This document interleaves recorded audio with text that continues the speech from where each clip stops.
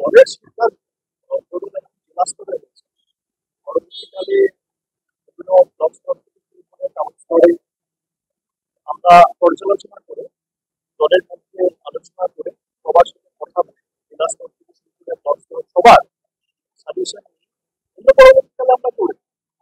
এবং যেখানে যা চেঞ্জ হয়েছে কোনটা দলের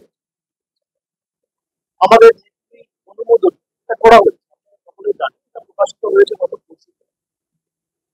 এবং কোথায় কি থাকবে কি না থাকবে পারফরমেন্সের বেসিসে বিগত দিনে কিভাবে তারা কাজ করেছে, অনেক জায়গায় অনেকে এমপি হয়ে গেছে তাদেরকে জেলা স্তর থেকে সরিয়ে এসে রাজ্যে নিয়ে আসা হয়েছে। তারা রাজ্য স্তরে কেউ সাধারণ সম্পাদক হয়েছে, কেউ সহসভাপতি হয়েছে, কেউ সম্পাদক হয়েছে। যারা জেলা স্তরে কাজ করেছিলেন তারা রাজ্য স্তরে কাজ করবে। এবং সবার রোল অনেক জায়গায় চেঞ্জ হয়েছে, অনেককে জেলা স্তরে নতুন ভাবে সুযোগ করে দেওয়া হয়েছে। যারা হয়তো খুব ভালো প্রচেষ্টা করেছে কিন্তু আশানুরূপ বা প্রত্যাশিত হয়তো আমরা ফল করতে পারি, কিন্তু পরিশ্রমের কোনো কমি রাখি তাদেরকেও আমরা পুরস্কৃত করেছি অনেক জায়গায়। দল যারাই পরিশ্রম করেছে, যারা দলের জন্য প্রাণপাত করে নির্বাচন থেকে শুরু করে সারা বছর মানুষের কাছে সরকারের ইতিবাচক জনসেবামূলক কাজ কর্মসূচি নিয়ে মানুষের দুয়ারে পৌঁছেছে, তাদের সকলকে যথাযথভাবে দল পুরস্কৃত করার চেষ্টা করেছে। এবং আমাদের সকলের লক্ষ্য ছিল যে সবাই মিলে ঐক্যবদ্ধ হয়ে যাতে কাজ করে। আপনি উত্তর কলকাতার ক্ষেত্রে বা বীরভূমের ক্ষেত্রে যেটা বলছেন, সেখানে নেতাজি ইন্ডোরে মমতা বন্দ্যোপাধ্যায় নিজে বলেছেন যে কোর কমিটিতে যারা ছিলেন সেখানে অনুব্রত মণ্ডলও থাকবে। গতকাল কোর কমিটির মিটিংও হয়েছে বীরভূমে, আপনারা দেখেছেন। এবং উত্তর কলকাতার ক্ষেত্রে সুদীপ বন্দ্যোপাধ্যায় চেয়ারম্যান রয়েছে, সেখানে 7 জন এমএলএ, তার সাথে অ্যাডিশনাল 2 জন ট্রেড ইউনিয়নের স্বপন সমাদ্দার এবং জীবন শাহ, তাদের 2 জনকে সংযুক্ত করা হয়েছে এবং 9 জনের একটা কোর কমিটি করা হয়েছে।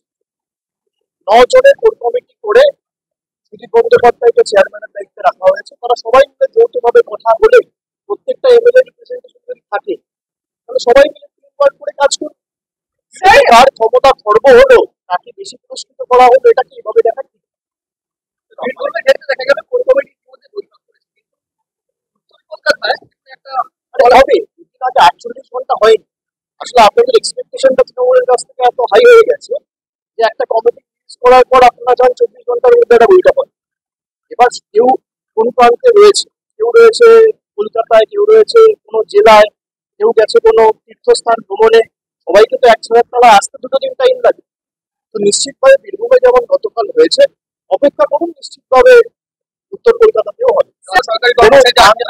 আমি একটা কথা বলি, গণতান্ত্রিক দেশে গণতান্ত্রিক ভাবে আন্দোলন করা, প্রতিবাদ করা বা কোন রকম ভাবে প্রতিবাদ প্রদর্শন করা অধিকার সবার আছে। আর বাংলা বলে নয়, ভারতের যত রাজ্য আছে, ভারতের প্রত্যেকটা জায়গায় অধিকার রয়েছে।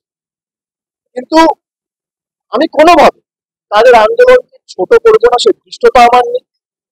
আমি কোনোভাবে চাই না এই আন্দোলনকে রাজনৈতিক রঙে রাঙানো হোক।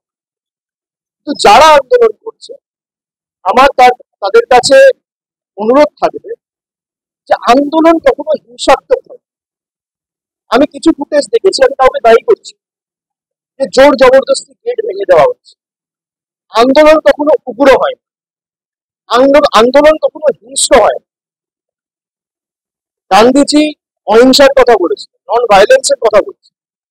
আমরা 100 দিনের কাজ নিয়ে দিল্লিতে আন্দোলন করেছি, বাংলা থেকে 10,000 জন গেছে। আমাদের উপর কিভাবে, এমনকি সাধারণ মানুষ ছেড়ে দিয়ে, মানে যারা নির্বাচিত প্রতিনিধি, এমনকি মহিলা প্রতিনিধিদের, জনজাতি মনোবাসী প্রতিনিধিদের চুলের মুঠি ধরে বার করেছে। আমরা অহিংসার পথ অবলম্বন করে আন্দোলন করেছি। আমরা পরের দিন এসে রাজভবনের বাইরে ধর্ণা দিয়েছি। আমরা হিংসার পথ অবলম্বন করি। আন্দোলন করার অধিকার সবার আছে, কিন্তু কোনোভাবে আন্দোলন যেন হিংস্র না হয়, আন্দোলন যেন কোনোভাবে বল প্রয়োগ করে কোনো সরকারি সম্পত্তি নষ্ট করে, কিছুভাবে গেট ভেঙে জোর জবরদস্তি বল প্রয়োগ করে, সেটা হলে আন্দোলনের যে সারমর্ম বা যে এসেন্সটা সেটা কোথাও হারিয়ে যায়। এটা আমার দৃঢ় বিশ্বাস। বাকি আন্দোলন যে কেউ করতে পারে, এতে অসুবিধার তো কিছু নেই।